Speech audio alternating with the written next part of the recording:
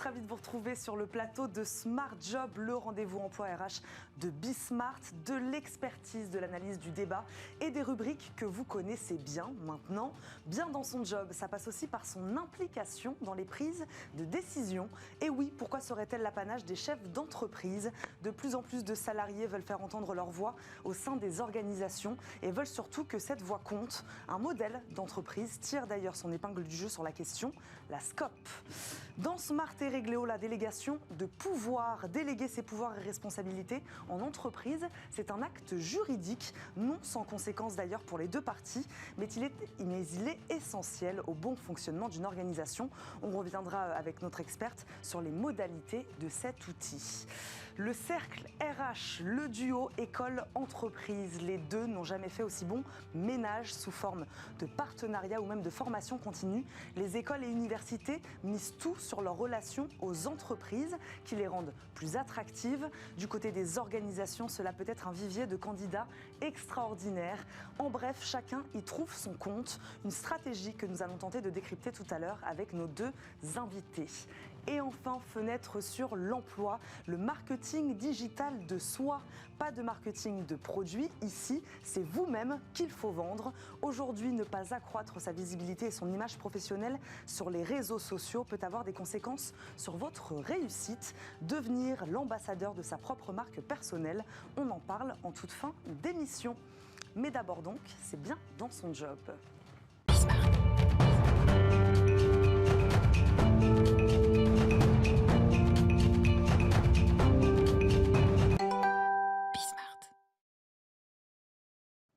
Les salariés veulent faire entendre leur voix et surtout davantage s'impliquer dans la prise de décision de leur entreprise.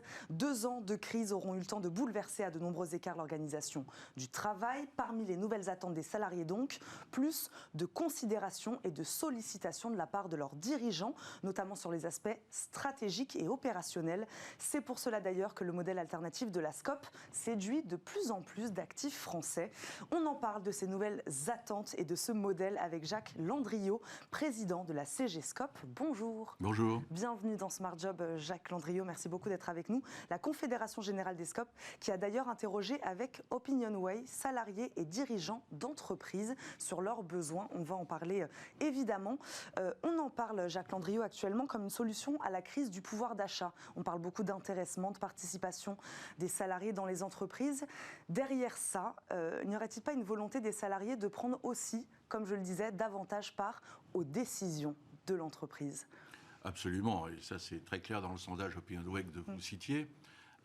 Et donc nous, si vous voulez, c'est ce que les SCOP font depuis des années. C'est-à-dire, une gouvernance démocratique, un partage des résultats.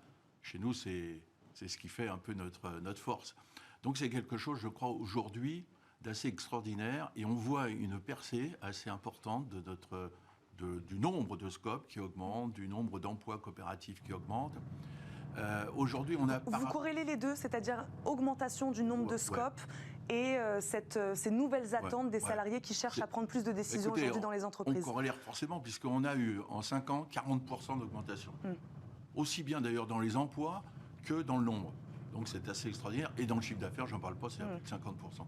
Donc on voit bien qu'il y a une corrélation. Et le monde d'après, on y était déjà, nous, dans le monde d'après. C'est ça qui est intéressant à voir.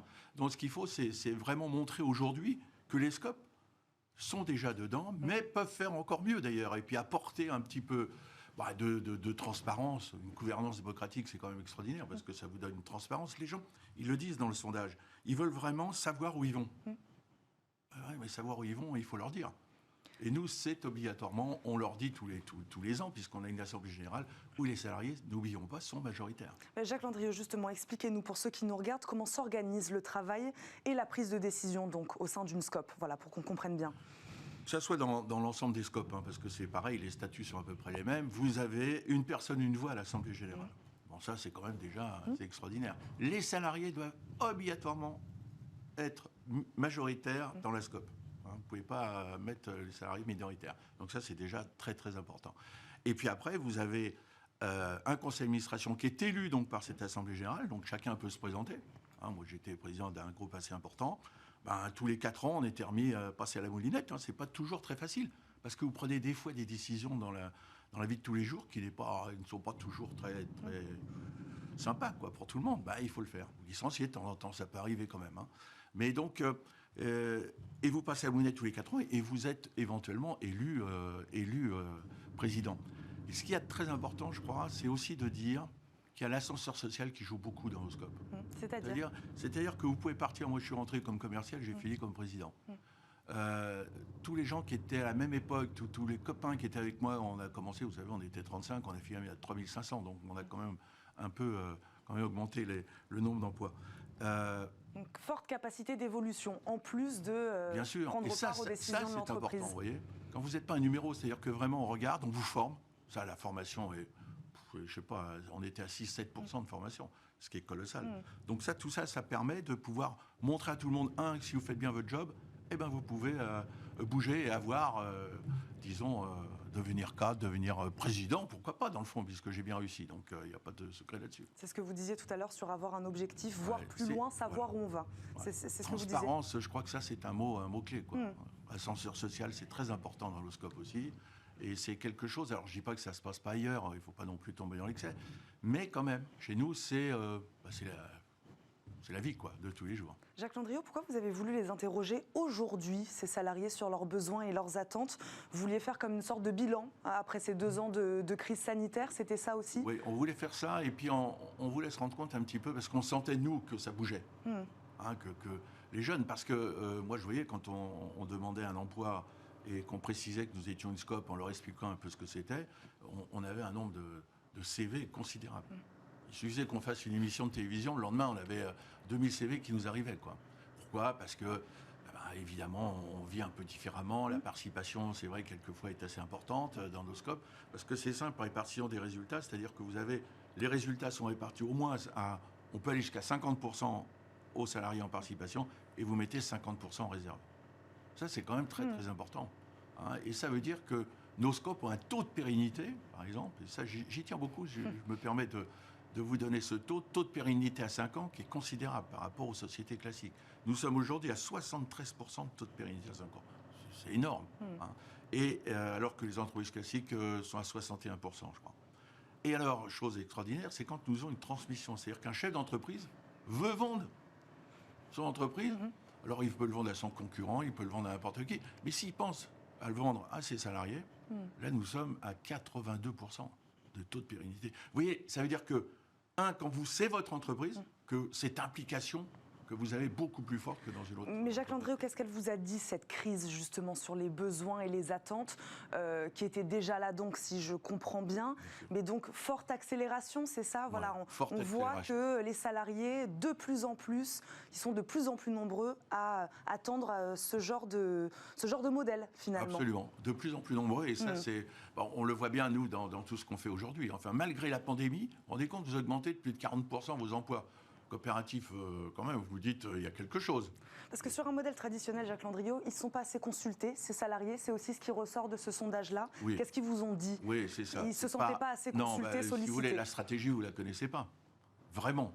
Enfin, je ne sais pas, dans les grosses boîtes, vous avez du mal quand même à connaître la stratégie. Nous, chez nous, elle est obligatoirement donnée, la stratégie, à l'Assemblée générale, puisqu'ils votent pour ou contre.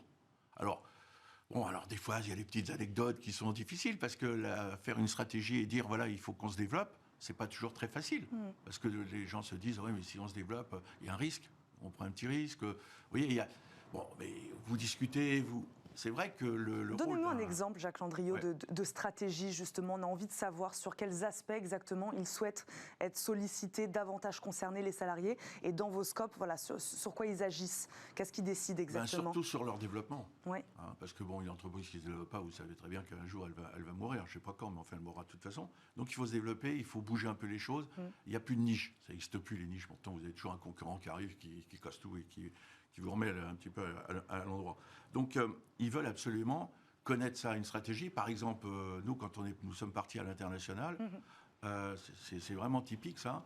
Il a fallu que ça passe à l'Assemblée générale. Il a fallu que tout le monde dise oui. Il a fallu que je convainque tout le monde de dire oui. Parce que ce n'était pas simple. Pourquoi irions-nous dans toute l'Europe pour faire de l'international? Oui, mais si on ne l'avait pas fait, aujourd'hui, on serait peut-être mort. Vous voyez, c'est important. Donc, il faut convaincre, il faut former beaucoup aussi, Une assemblée générale, il faut comprendre un peu les comptes, il faut comprendre pourquoi on fait ça. Donc il y a vraiment... c'est vrai que le rôle du président dans ce cas-là est un petit peu plus compliqué. Hein, mais bon, après tout, c'est quand même très sympa aussi pour lui de voir que tout le monde est en accord avec lui, quoi. Donc prendre part aux décisions, prendre part au capital aussi, Ouais. c'est ce que vous disiez tout à l'heure. Tous ces éléments, ils participent aujourd'hui au bien-être du salarié en entreprise. Vous le ressentez comme ça?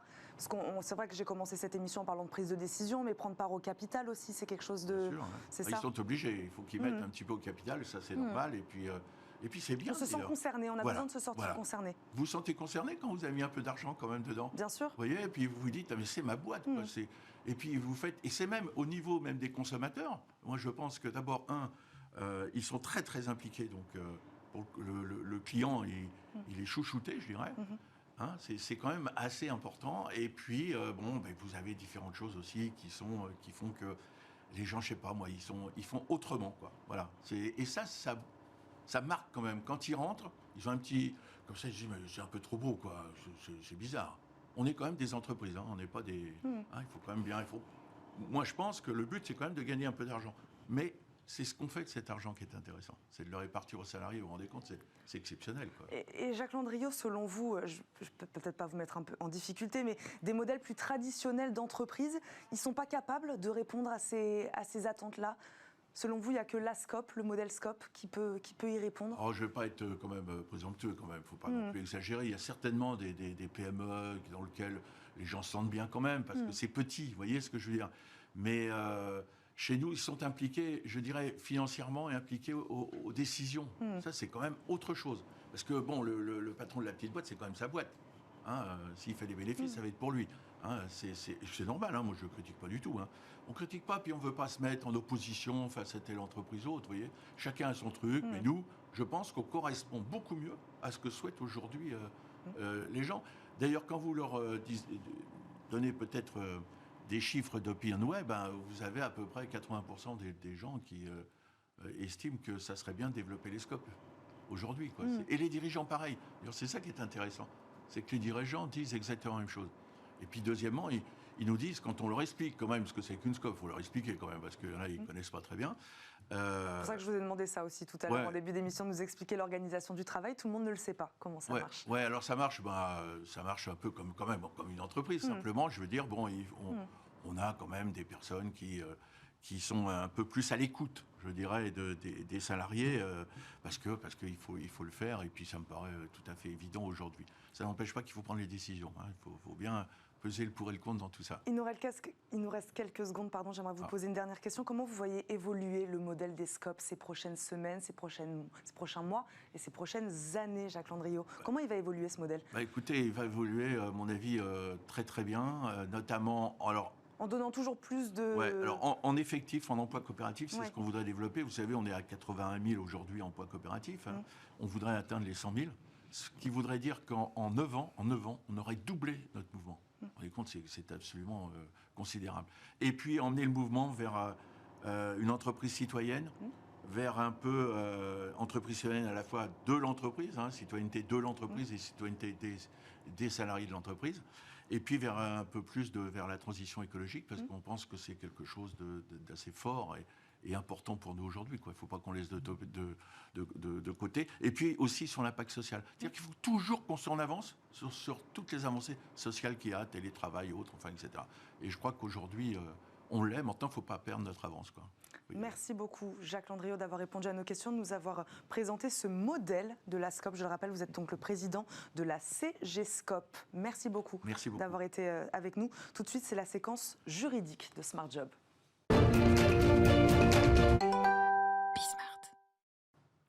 La délégation de pouvoir, l'acte juridique par lequel une personne transfère une partie de ses pouvoirs et de ses responsabilités à une personne qui lui est subordonnée, est-il indispensable pour le bon fonctionnement de l'entreprise?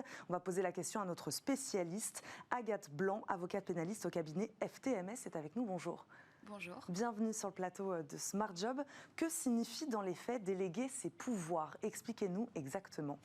Alors, déléguer ses pouvoirs, ça part d'un constat qui a été fait il y a plus de 100 ans, c'est-à-dire que en fait, le chef d'entreprise a une responsabilité pénale du fait de l'activité de l'entreprise, donc que ce soit de l'activité de l'entreprise et de, évidemment, ses salariés. Et donc, à partir de ce constat, la délégation de pouvoir a été mise en place. C'est un outil, en fait, de protection du dirigeant de la société et qui lui permet de s'exonérer d'une partie de sa responsabilité en la déléguant à des salariés de son entreprise, mais évidemment qui est conditionné. Mais qu'est-ce qui se cache derrière cette responsabilité, ces pouvoirs? Qu'est-ce qu'on cède? Qu'est-ce qu'on cède pas exactement? Alors c'est là toute la question, c'est-à-dire que la délégation de pouvoir, il n'y a pas de formalité précise, c'est-à-dire qu'elle peut être écrite, et c'est ce qu'on conseille évidemment, il faut qu'elle soit écrite, et on constate, nous, au sein de sociétés, de clients, mais de gros groupes en général, que la délégation de pouvoir n'est pas forcément encore une habitude, même si ça le devient de plus en plus. Mais le principe, c'est que on doit déléguer des fonctions précises, des missions précises. Par exemple, sur des entreprises de bâtiments, vous allez déléguer des pouvoirs de sécurité, de santé, qui doivent être appliquées pour les salariés. Donc elle doit être précise, elle doit être déterminée et elle doit être également limitée dans le temps. C'est-à-dire qu'elle ne peut pas être prise et signée de manière illimitée. Donc il y a un certain nombre de conditions qui doivent être respectées pour que la délégation soit considérée, si jamais un jour vous vous retrouviez devant les tribunaux, comme effective. D'où le fait que vous disiez que c'est mieux quand c'est écrit. Exactement. Quand tout est écrit. Exactement, dans quelle situation, Agathe Blanc, le chef d'entreprise, il délègue ses responsabilités? Alors, il y a tout pourquoi il aura besoin de le faire et à quel moment Alors, il y a tout un tas de conditions qui doivent être réunies. La principale, c'est évidemment, plus vous êtes dans un grand groupe, plus vous avez de salariés, plus le risque du chef d'entreprise s'agrandit, puisqu'en fait, il peut avoir un certain nombre, de par l'activité, sa responsabilité peut être engagée, de par des erreurs ou des fautes qui peuvent être commises sur des chantiers ou sur des lieux de travail, la responsabilité peut être engagée. Et donc, plus l'entreprise est grande, plus il faut des délégations de pouvoir. De la même façon, en fonction du secteur d'activité de la société, vous pouvez avoir besoin des délégations de pouvoir. À qui on peut le céder? On a parlé des salariés. On ne peut céder un pouvoir, une responsabilité qu'à un salarié de son entreprise. Dans les faits, c'est ça. Exactement. Il faut évidemment que le délégataire le délégataire et le délégant doivent être évidemment issus de la même société. C'est-à-dire que le chef d'entreprise ne peut pas déléguer des pouvoirs à une personne tierce. Il faut évidemment que ce soit un salarié et quelqu'un qui soit sous sa responsabilité. C'est-à-dire qu'il y a un niveau hiérarchique entre le chef d'entreprise qui délègue et le salarié qui va avoir ses missions déléguées. Agathe Blanc, on l'a un peu compris, mais pourquoi faut-il passer forcément par un cadre juridique, réglementaire pour cette délégation de pouvoir ? Eh bien, parce que, en fait, si vous voulez... Qu'est-ce qui peut se passer sinon ? Il peut se passer, c'était le constat et c'est la première conséquence, en fait, de l'activité en général d'une société. C'est qu'il y a évidemment la responsabilité civile et surtout la responsabilité pénale du chef d'entreprise. Et donc, si jamais vous n'aviez pas de délégation de pouvoir, si vous avez une entreprise dans laquelle vous n'avez aucune délégation de pouvoir, le risque, évidemment, c'est que le dirigeant, en cas de violation de réglementation ou au pénal de blessures involontaires, etc., puisse se retrouver et puisse être considéré par le juge et par les juridictions comme le représentant de la personne morale et donc et engager sa responsabilité à titre personnel, mais aussi en qualité de représentant de la personne morale et donc engager la responsabilité de la personne morale. La responsabilité pénale, donc, elle incombe désormais à celui à qui on a délégué, c'est ça, les pouvoirs et la responsabilité totalement. Alors, il faut distinguer deux choses. C'est-à-dire qu'en fait, La délégation de pouvoir, elle naît du constat que vous avez un contexte juridique, de responsabilité juridique, qui fait qu'il faut protéger le chef d'entreprise. Mais donc ça date de 1898. Mais ensuite, on a une deuxième phase qui est beaucoup plus récente, qui date de 1994, où en fait, on a vu naître la responsabilité de la personne morale. C'est-à-dire qu'avant, ça n'existait pas. Donc c'est une construction évidemment juridique, puisque la personne morale, par essence, n'existe pas. Et donc, en fait, vous avez le délégataire de pouvoir aujourd'hui. Il va être utilisé pour enclencher cette responsabilité de la personne morale. Puisqu'en fait, pour que la personne morale, pour que sa responsabilité pénale soit engagée, il faut que son représentant, son organe ou son représentant ait agi en son nom et pour son compte. Et en fait, et ça c'est l'autre pendant de la délégation de pouvoir qui n'était peut-être pas imaginé quand ça a été créé. L'autre pendant, évidemment, c'est de se dire que le délégataire de pouvoir, aujourd'hui, est considéré comme un représentant et donc peut engager la responsabilité de la personne morale.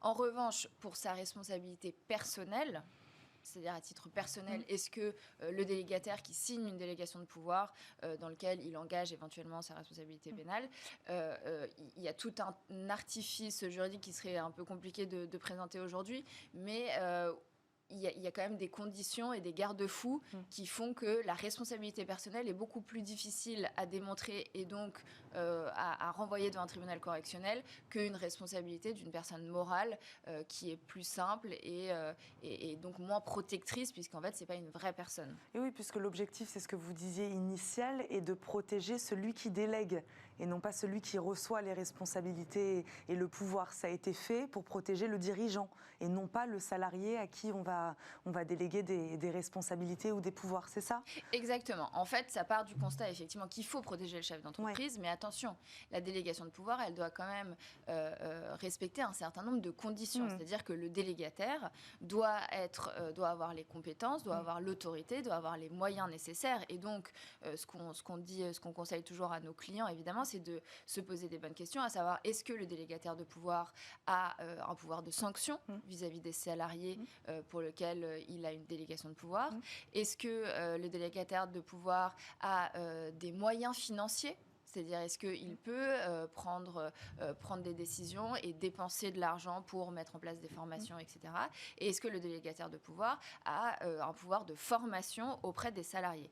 Donc, il faut évidemment, le délégataire de pouvoir, c'est pas simplement un alias, c'est-à-dire qu'il doit avoir les moyens d'effectuer sa mission comme le ferait le chef d'entreprise. En fait, ce n'est que un déversement d'un pouvoir pour qu'il puisse... il représente le chef d'entreprise, mais on ne lui délègue pas comme ça. C'est intéressant ce que vous dites, il faut lui donner les moyens. Évidemment, Exactement. on ne peut pas juste donner le pouvoir, il faut aussi lui donner les moyens d'agir. Vous disiez tout à l'heure, donc pratique courante dans les faits, mais moins inscrite dans un cadre juridique. C'est ça, aujourd'hui, actuellement, dans les entreprises? C'est-à-dire qu'on le fait naturellement, mais...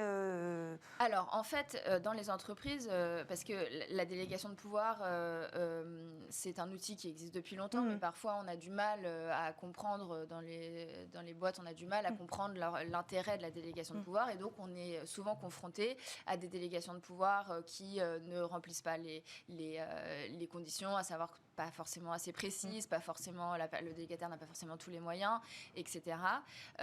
Et puis aussi, la délégation de pouvoir, en fait, en fonction du changement, quand vous avez des changements dans la direction, la délégation de pouvoir, elle doit du coup être actualisée. C'est-à-dire que le directeur qui part, le nouveau directeur doit re-signer une délégation de pouvoir. D'accord. Donc, c'est vrai qu'on assiste souvent à un manque de connaissances parce qu'évidemment, ils ne sont pas forcément habitués au sujet contentieux. Et donc, on peut parfois, donc on est là évidemment pour les conseiller à signer correctement une délégation de pouvoir, à la rédiger correctement, pour que si on en a besoin, elle puisse protéger le délégataire et le délégant avec toutes les conditions évidemment réunies. Est-ce qu'elle peut être temporaire aussi, cette délégation de pouvoir? C'est vrai qu'on n'en a pas parlé, on a l'impression qu'on était sur des décisions sur du plus long terme. Est-ce qu'on peut aussi déléguer ces pouvoirs vraiment temporairement, histoire de 1, 2 mois, 3 mois? Dans les faits, ça existe ça aussi? Tout à fait, on peut décider de déléguer dans une mission très spécifique, mais encore une fois, il faut que ce soit un salarié de l'entreprise. Pour un chantier spécifique, on pourrait imaginer d'avoir une délégation seulement pour ce chantier, oui, tout à fait. Merci beaucoup Agathe Blanc de nous avoir expliqué ce que c'était la délégation de pouvoir. Merci d'avoir été avec nous. Je rappelle, vous êtes avocate pénaliste au cabinet FTMS. Merci beaucoup d'avoir été avec nous. On marque une courte pause. Dans quelques instants, on parlera des relations école-entreprise, deux mondes qui cherchent à communiquer davantage. Vous verrez.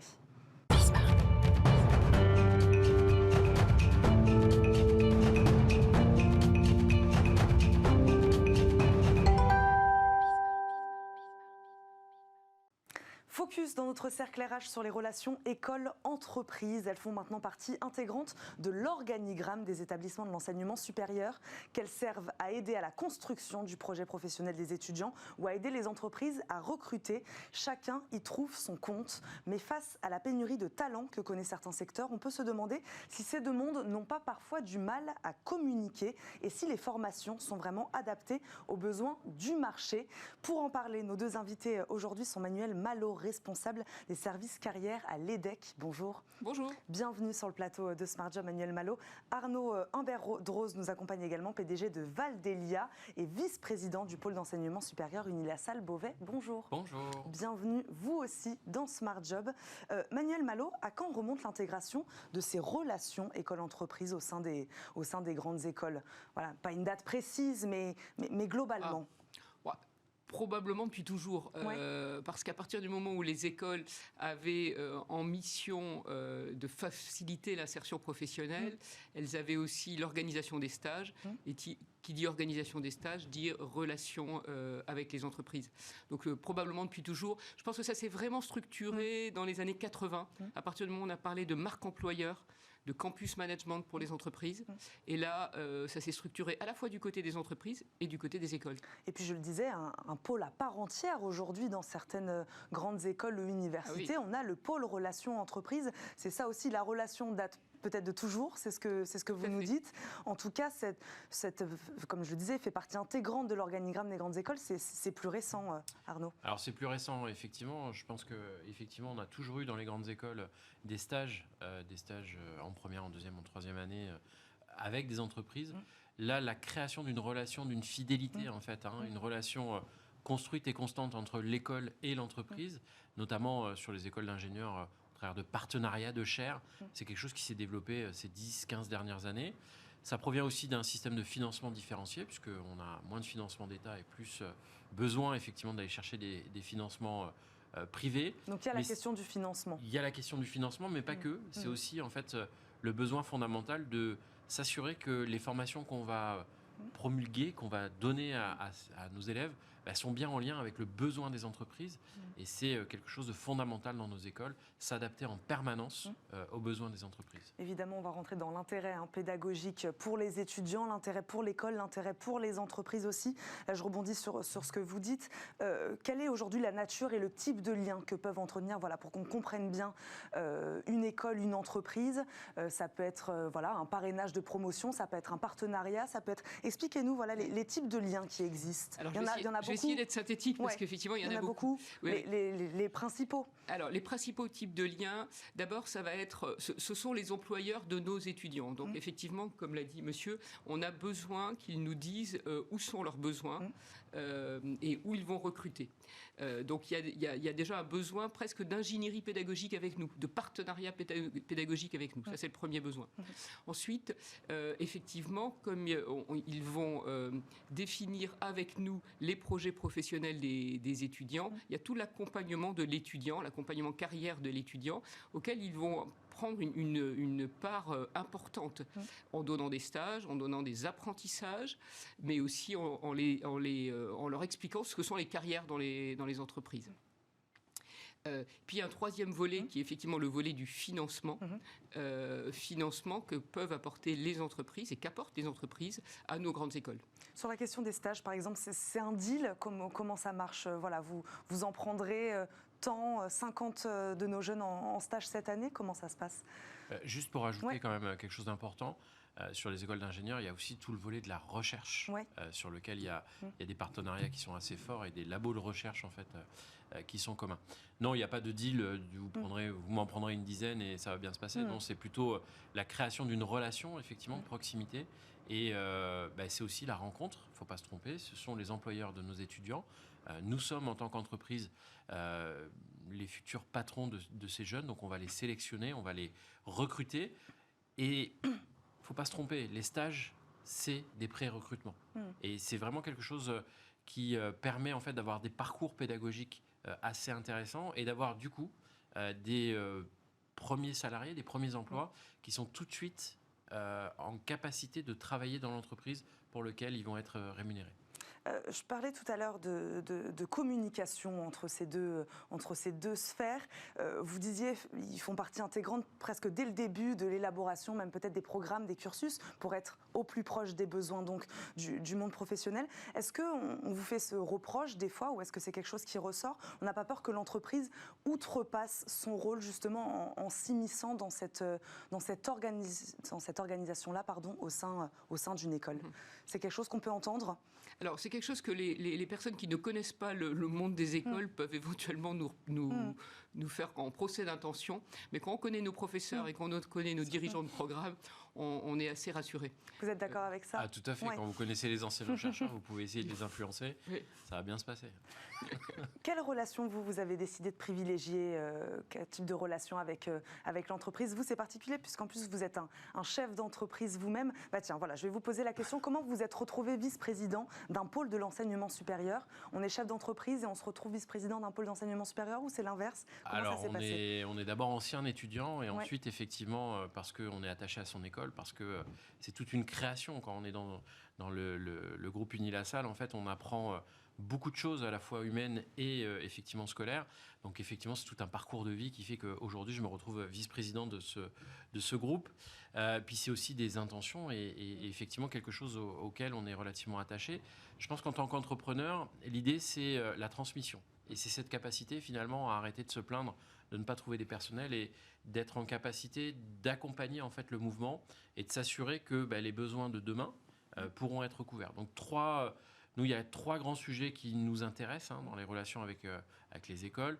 Le premier, c'est le sujet de la recherche. On est dans un monde, l'économie circulaire, qui semble être très facile, trier ses déchets, etc. Mais il y a énormément de besoins aujourd'hui et donc pas forcément de formation ad hoc. Donc travailler sur cet axe de recherche. Le deuxième axe, c'est effectivement cette capacité d'avoir un vivier pour pouvoir couvrir les besoins qu'on va avoir. Et là, on a tous les projets de fin d'études, on a tous les stages qui vont nous permettre d'être en relation. Et puis, il y a un petit acte social que je défends personnellement, qui est l'apprentissage. Parce que un des reproches qu'on nous fait très souvent, aujourd'hui, les grandes écoles, pour nombre d'entre elles, sont plutôt des cursus privés.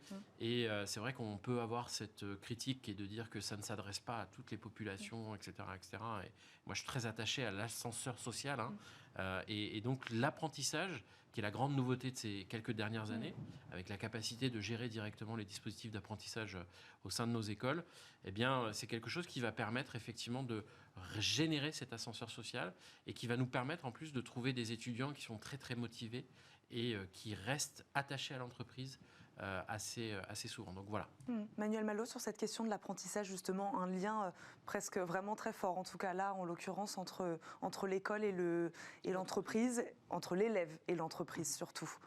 Oui, alors effectivement, ça s'est vraiment développé ces dernières années et on est des fervents partisans de cet apprentissage. Alors, principale raison, ça peut permettre d'ouvrir les publics à des publics qui ne pourraient pas financer leurs études, mais ça correspond aussi à un projet très mature d'un étudiant dès la 2e année de son école, où il se dit, je sais dans quel secteur je veux travailler, sur quelle fonction je veux travailler. Et finalement, l'apprentissage, c'est vraiment l'opportunité de le tester de façon beaucoup plus approfondie sur un rythme de 2 jours, 3 jours ou sur un rythme d'1 semaine, 3 semaines. Donc oui, je pense que l'enseignement supérieur aujourd'hui est tout à fait intéressé et promoteur vraiment de l'apprentissage. Comment on crée une relation avec une entreprise quand on est une école, une université? C'est eux qui viennent vous chercher, c'est eux. Enfin voilà, comment ça se passe? Une autre question aussi sur le type d'entreprise avec lesquelles on travaille. On pense souvent, quand on voit certaines grandes écoles qui travaillent avec des grands groupes comme LVMH, etc.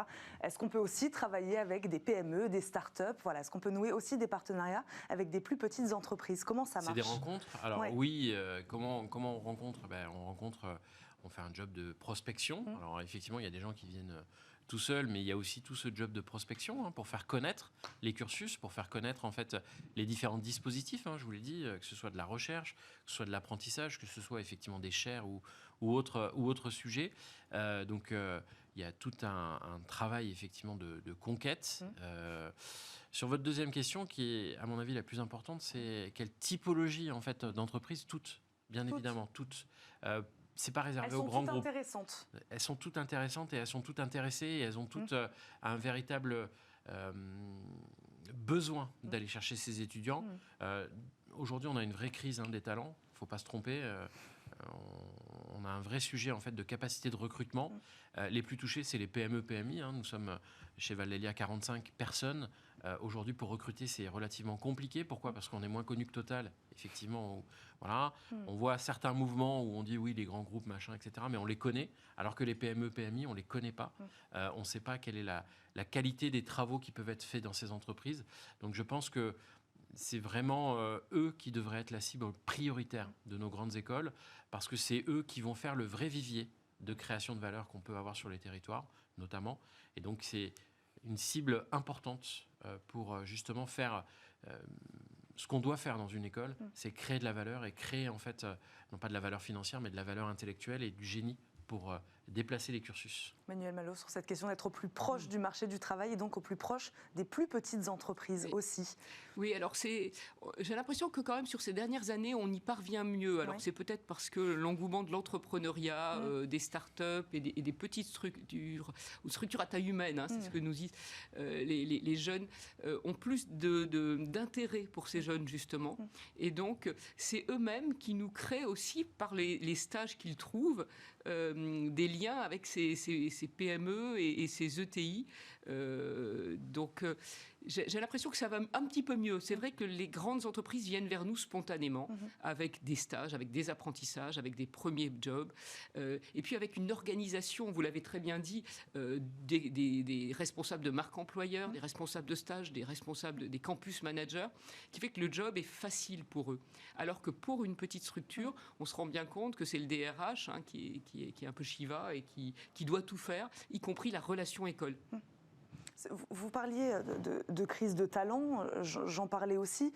Ce serait peut-être ça, une des causes les écoles ne sont pas encore assez proches de ces petites entreprises. Qu'est-ce qui fait qu'aujourd'hui, alors que vous nous parlez de cette relation école-entreprise qui est de plus en plus forte, de plus en plus importante, qu'est-ce qui fait encore qu'aujourd'hui, des secteurs vivent des pénuries de talents et de candidats aussi importantes? Comment vous faites ce lien avec ça? Bon, il y a une des raisons qui est effectivement l'écart qu'il peut y avoir entre la formation qui est reçue et le besoin en fait qu'il peut y avoir dans les entreprises. Et encore une fois, l'apprentissage et cette relation entreprise-école est importante parce qu'elle réduit en fait l'écart au maximum. Et puis, elle ne le réduit pas assez, en tout cas, pas pour l'instant. Elle le réduit dans beaucoup de cas pas suffisamment, parce qu'on se retrouve quand même avec des collaborateurs qui arrivent en première année et qui ont un peu de mal à trouver leur place. Le deuxième sujet, c'est qu'effectivement, il faut qu'on démontre au sein des entreprises qu'il y a un véritable intérêt à travailler dans un collectif déjà existant. Madame l'a dit, il y a un véritable engouement pour l'entrepreneuriat. Voilà, alors on en est un peu responsable puisqu'on a beaucoup de juniors entreprises qui sont créées dans nos écoles, etc. Mais c'est vrai qu'on doit trouver en fait ce juste équilibre. Et puis, dernier sujet, c'est ce besoin, puisqu'on a une reprise assez forte. Et donc, il y a un décrochage entre le besoin actuel et effectivement les promos qui vont sortir les unes après les autres. Donc, on recrute de plus en plus, c'est certain. Mais bon, il va falloir quand même qu'on arrive à combler les trous. Manuel Malo là-dessus. Oui, alors structurellement déjà et démographiquement, on sait que jusqu'en 2030, on va avoir des besoins. Les entreprises, quelle que soit leur taille, vont avoir des besoins énormes que finalement aujourd'hui et paradoxalement, l'enseignement supérieur ne produit pas assez de jeunes diplômés, quels que soient les métiers. Donc il y a structurellement cette difficulté pour les entreprises. Après, sur le décalage entre les besoins, aujourd'hui, il y a une capacité quand même des écoles de s'adapter, de créer des nouveaux programmes et des nouvelles spécialités. Je vois sur les DAC, on en a créé 3 nouvelles filières cette année pour s'adapter aux besoins en digital, en data. Et oui. Ça, c'est intéressant. On change beaucoup plus vite ces dernières années. Auparavant, en 5 ans, on imaginait les programmes. Ouais. En 1 an, on est en capacité aujourd'hui de trouver des programmes adéquats pour les besoins de l'entreprise. En tout cas, dans les grandes écoles. Là-dessus, sur cette évolution des programmes, on parle de transformation digitale, en effet, aujourd'hui. Enfin, on imagine que ça change sans cesse, quoi. Ce qu'on a appris, ce qu'un étudiant aurait appris il y a 2 ans, 2 ans après, c'est plus du tout le même programme ou le même... Alors, c'est effectivement ça. Donc, du coup, vous imaginez... toute la problématique qu'on va avoir avec la capacité qui est fondamentale de nos enseignants-chercheurs à avoir tous ces programmes. La difficulté qu'on va avoir, c'est par contre le système étatique qui, derrière, va valider ces programmes, qui, lui, va être un tout petit peu plus long et un tout petit peu moins agile, effectivement, que nos enseignants-chercheurs dans cette capacité à faire en sorte que les programmes soient vite reconnus, puisqu'on reste en France et en France, il faut quand même que le programme soit reconnu pour donner une valeur à nos étudiants, même s'ils en ont une. Donc non, je pense qu'aujourd'hui, oui, on a cette agilité assez forte. De toute façon, la société nous la demande. Et pour reprendre juste les écoles d'ingénieurs, ce n'est rien d'autre que l'application du génie. Donc c'est cette capacité à créer en permanence des choses nouvelles pour s'adapter à son milieu. Les ingénieurs, d'ailleurs, je me permets de rebondir là-dessus, qui n'ont pas de problème de débouché, eux en l'occurrence aujourd'hui. À ce stade, c'est différent de travailler avec des secteurs. Non, mais c'est intéressant de le préciser. Je voudrais quand même parler de l'intérêt pour l'étudiant aussi, de créer, d'avoir un lien avec le monde professionnel lors de son cursus universitaire. Est-ce que déjà, lui, ça fait partie des choses qui rendent une école attractive ou non, Manuel Malo. Voilà. Oui, est-ce que déjà on se dit, tiens, je vais privilégier cette école-là, puisque je vois bien qu'elle a une relation particulière avec le monde professionnel, et moi, ça peut m'intéresser. Oui, alors, complètement. C'est-à-dire c'est déjà un facteur d'attractivité pour l'étudiant. Et pour l'école. Et pour l'école, évidemment. Et de 2 points de vue, c'est-à-dire que l'étudiant sait qu'il va être au contact de l'entreprise dans les cours, et que ce ne seront pas des cours hors sol, comme on dit, mais vraiment qu'il va rencontrer des problématiques d'entreprise. Ça, c'est le premier aspect. Puis, il sait aussi qu'il va pouvoir, avec le réseau des relations entreprises de l'école, trouver un stage facilement, un apprentissage facilement et un premier job. Donc, des 2 points de vue. Mais dans le choix des écoles de management, par exemple, pour les étudiants, c'est vraiment important que le partenariat pédagogique se reflète dans les cours, et que ce soit à la fois des enseignants-chercheurs permanents de nos écoles qui les confrontent aux réalités avec des business cases, avec donc des études très concrètes. On a des tas de projets d'innovation, notamment, où les entreprises viennent donner leurs problématiques, mais leurs problématiques réelles, et accompagner les étudiants dans la recherche de solutions. C'est l'aspect concret de la formation qui les intéresse aujourd'hui ? C'est l'aspect concret de la formation qui les intéresse et qui les rend, en fait, capacitaires derrière dès qu'ils vont sortir. Et effectivement, vous avez raison, la capacité à se constituer un réseau le plus tôt possible pour justement à la suite des études être en capacité effectivement d'être à la fois mobile et actif très rapidement dans son job, c'est quelque chose d'important. Qui est encore plus fort peut-être aujourd'hui, c'est-à-dire qu'on entame un cursus universitaire en pensant déjà à trouver un emploi. Alors ça, j'en suis pas sûr, mais Non.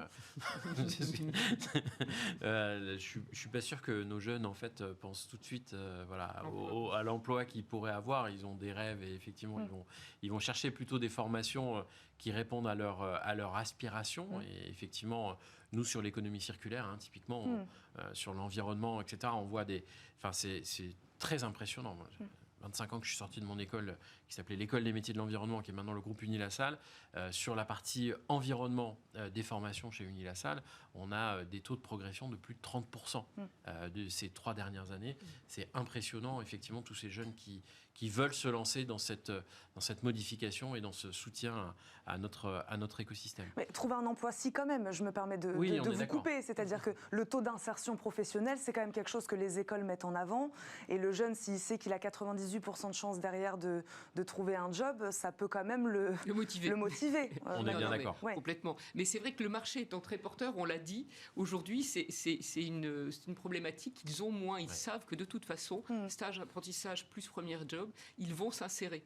Et c'est là où toutes leurs aspirations professionnelles nouvelles, nous on a un centre de recherche sur les aspirations professionnelles des jeunes, et là je vais complètement dans votre sens, ont changé puisqu'ils cherchent aujourd'hui des jobs à impact, et impact à la fois sociétal, donc social, diversité, inclusion, ou environnemental, et on voit progresser de façon considérable toute cette envie d'avoir un job qui à la fois rémunère, à la fois permet de vivre, de s'épanouir, mais aussi d'avoir un impact. Et donc vous, ça vous fait réfléchir sur la transformation de votre offre aussi auprès des entreprises, le milieu professionnel, aller vers des entreprises qui en effet qui s'engagent beaucoup dans ces sujets RSE, etc. Vous, ça vous fait transformer aussi votre stratégie? Oui, absolument. Nous, la création du New Gen Talent Center, c'était vraiment ça. C'était un observatoire des modifications d'aspiration des jeunes diplômés et puis des besoins des entreprises. Et mettre en adéquation les deux, effectivement, c'est aussi dire aux entreprises, voilà, là, vous avez un mouvement des jeunes qui veulent des métiers sur lesquels ils veulent, par exemple, toujours apprendre, qui est un très gros objectif de carrière pour nos jeunes, qui veulent de la diversité dans les missions et qui veulent du sens surtout. Et du sens, c'est un impact social et environnemental. Et donc ça fait bouger les entreprises aussi dans leur offre de premier emploi et de stage. Oui. Non, juste en complément, il y a un phénomène qui est important en ce moment, c'est aussi la formation continue. Et donc la capacité à former des jeunes en formation initiale. Et puis, en fait, cette relation entreprise-école, elle perdure, en fait, dans le temps. Et donc, la relation qu'on va avoir aussi avec un système éducatif, une école, c'est aussi la capacité qu'on va avoir à continuer la formation de nos collaborateurs. Et on voit que tout le mouvement qu'on vient de décrire, qui est cette agilité nécessaire, permanente, elle va s'appliquer aussi à nos cadres et à nos cadres qui sont aujourd'hui en formation. Et on voit énormément de formations continues qui sont en train de se développer dans énormément de cursus. C'est là aussi pour répondre à un besoin de l'entreprise qui est la capacité, y compris du management, d'être agile et d'être formé en continu. Et ça, c'est, je pense, un grand mouvement des années à venir sur lequel il va falloir qu'on investisse. On a un gros souci sur la formation continue avec un peu tous ces petits trucs à droite, à gauche qui nous proposent des formations à 4 000 € là, pour 3 pages Excel, etc. On n'a pas de vrai cursus impactant, sur lequel nos collaborateurs vont pouvoir continuer à être dans l'emploi. Et si on parle de l'emploi des seniors, aujourd'hui, c'est un vrai sujet, c'est cette capacité de transformer nos seniors. On a fait un bond dans le temps, là. Oui, mais les deux, en fait, sont importants. C'est-à-dire que dans la relation entreprise et école, il faut vraiment avoir les deux piliers. C'est le pilier, effectivement, formation des jeunes et sourcing, mais aussi nos collaborateurs, l'objectif, c'est de les garder le plus longtemps possible.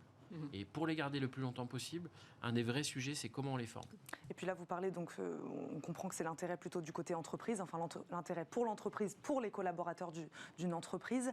Autre intérêt pour l'entreprise, puisqu'on a parlé de l'intérêt pour les écoles, pour les étudiants, c'est un vivier de candidats, c'est ce que je disais tout à l'heure, c'est un vivier de candidats extraordinaire, presque une école...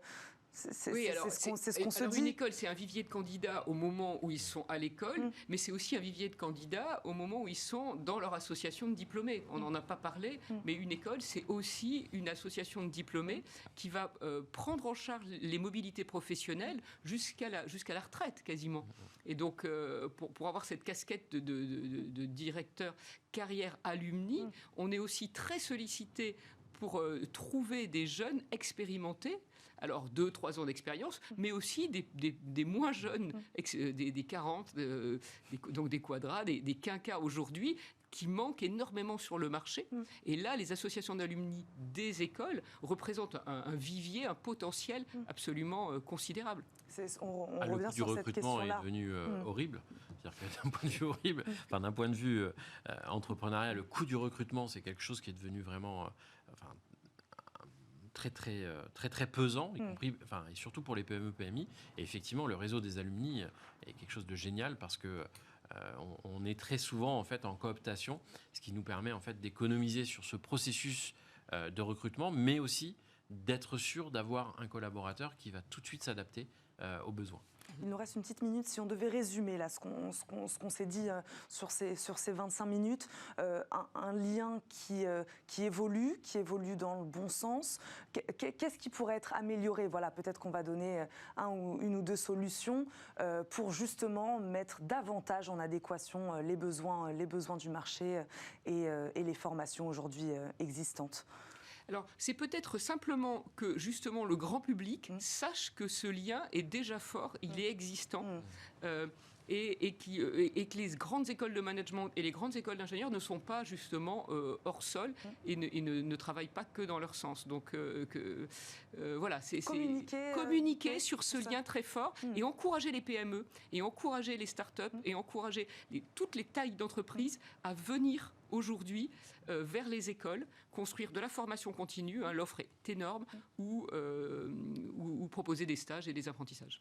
Même question. Alors deux points en fait qui pour moi sont essentiels. C'est d'abord l'apprentissage effectivement et faire en sorte que les PME, PMI travaillent vraiment sur cette notion d'apprentissage parce que c'est une vraie richesse, y compris pour l'entreprise. Avoir quelqu'un qui arrive, qui a cet esprit jeune, cet esprit plein de rêves et qui va venir bousculer les habitudes de l'entreprise et avec lequel on va travailler pour aussi changer un peu ce qui est en train de se faire, tout en conservant son personnel et en le faisant évoluer. Et puis le deuxième sujet, c'est la formation continue, cette capacité qu'on va avoir à proposer des parcours en fait sur le long terme, parce qu'encore une fois, la vraie valeur des entreprises, c'est nos personnels et c'est cette capacité à les garder sur le long terme. Je pense que c'est la prochaine grande mutation sociétale. On est passé là de beaucoup de mobilité ces quelques dernières années à un besoin finalement de positionner nos collaborateurs sur le long terme et construire ensemble des belles histoires. Eh ben, merci beaucoup de nous avoir raconté cette belle histoire, de nous avoir parlé de ce lien aujourd'hui entre école et entreprise. Arnaud Imbert-Droz, je rappelle, vous êtes PDG de Valdelia et donc vice-président du pôle d'enseignement supérieur Unilassal Beauvais. Manuel Malo, responsable service carrière à l'EDEC. Merci beaucoup. Merci beaucoup. À tous les deux d'avoir été avec nous. Tout de suite, c'est Fenêtres sur l'emploi.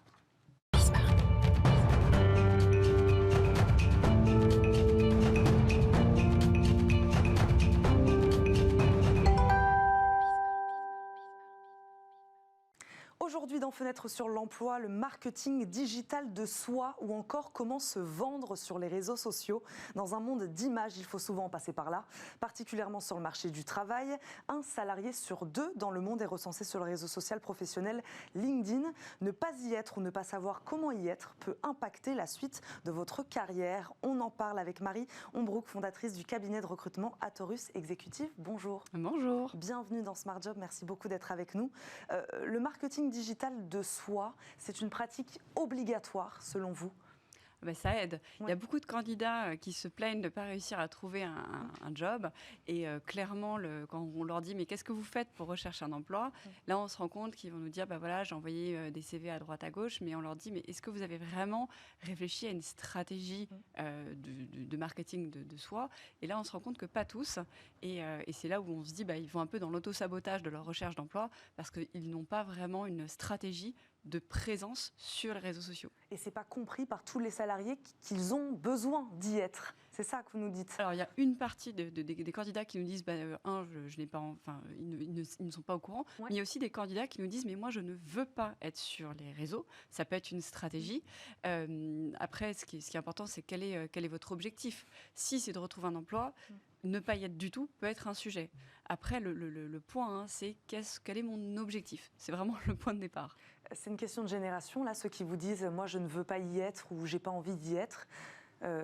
C'est des salariés plus expérimentés. Il y a des jeunes aussi qui vous disent ça. Alors, au-delà de l'âge, ça Ouais. va être aussi sur les fonctions en considération. Ce que j'ai pu remarquer, c'est que sur des professions qui sont habituées à travailler plus sur les notions de secret, de confidentialité, par exemple, moi je travaille beaucoup avec des directeurs juridiques. Le directeur juridique a plus de mal à aller communiquer sur des réseaux sociaux. Pourquoi on parle de marketing ici? C'est intéressant cette notion de marketing digital. On se vend comme on vendrait un produit?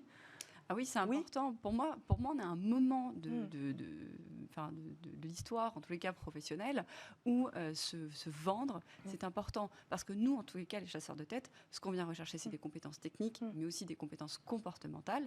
Et dans les compétences comportementales des candidats que nous allons rechercher, c'est la capacité de communiquer. Quelle est véritablement la portée d'une présence sur un réseau social professionnel? Il ne faut pas juste y être d'ailleurs, il faut y être et être actif, j'imagine. Moi, ma recommandation, c'est par étapes. Quelqu'un qui ne connaît pas du tout les réseaux sociaux, déjà la première chose qu'il doit se poser comme question, c'est qu'est-ce que je veux faire, quel est mon objectif, et pour atteindre cet objectif, il va mettre en place une stratégie.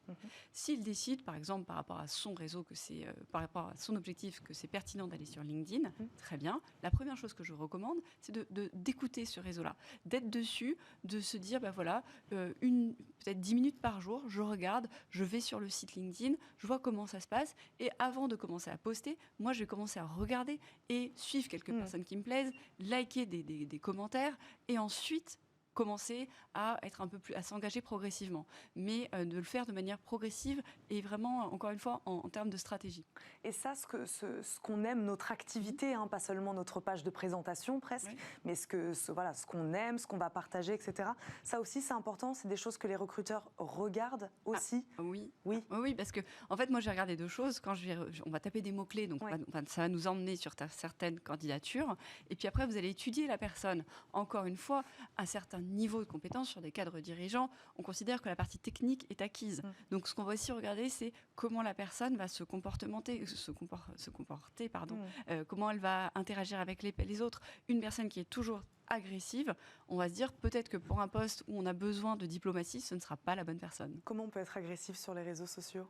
Il y a des spécialistes. Même sur LinkedIn, c'est possible? Oui, bien sûr. Il y a des candidats, on voit bien, il y a des profils qui ont une capacité, par exemple, ça m'est déjà arrivé, des gens qui viennent et qui commentent de manière très agressive et négative tous vos posts.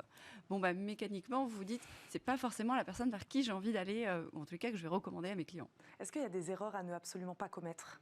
Des choses à ne pas faire? Alors, il y a la notion de bad buzz. Il y a beaucoup de candidats qui me disent, non mais moi, ce que j'ai peur, je ne veux pas faire un bad buzz. Me planter, faire quelque chose qui me... Alors, qui engagerait ma réputation Oui, tout à fait. Donc moi, c'est quand même un warning que je mets, que je donne souvent aux candidats. Attention, ne faites pas n'importe quoi.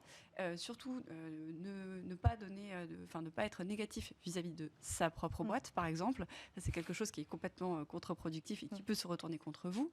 Et pareil, c'est important aussi de passer un peu de temps sur la partie confidentialité et qui peut voir vos posts, parce que c'est quand même important. Sur les réseaux, ce qu'on met, ça reste. Donc moi, ma recommandation, c'est de dire aux candidats, prenez votre temps, ne faites pas n'importe quoi, et c'est sur le long terme que ça va payer. Merci pour toutes ces recommandations. D'ailleurs, une dernière question, la fréquence à laquelle on doit y être, pour ceux qui auraient un peu peur et pour qui c'est pas vraiment la particularité, on peut y être de temps en temps, pas forcément tous les jours, sur le réseau social. Chacun y met encore une fois, c'est par rapport à l'objectif. Le dosage. Il met le dosage qu'il veut. Par contre, ce qui est important de savoir, c'est que c'est un marathon. Donc c'est pas j'y vais une fois par mois et ça va marcher. C'est la récurrence qui va fonctionner. C'est la récurrence qui fonctionne. Merci beaucoup Marion Brook d'avoir répondu à nos questions aujourd'hui. Je rappelle, vous êtes fondatrice du cabinet de recrutement Atorus Executive. Merci de nous avoir accompagnés. Merci à vous de nous avoir suivis. Merci à Fanny et Lily qui m'ont aidé à préparer cette émission. On se retrouve très vite pour un nouveau numéro de Smart Job. À très vite.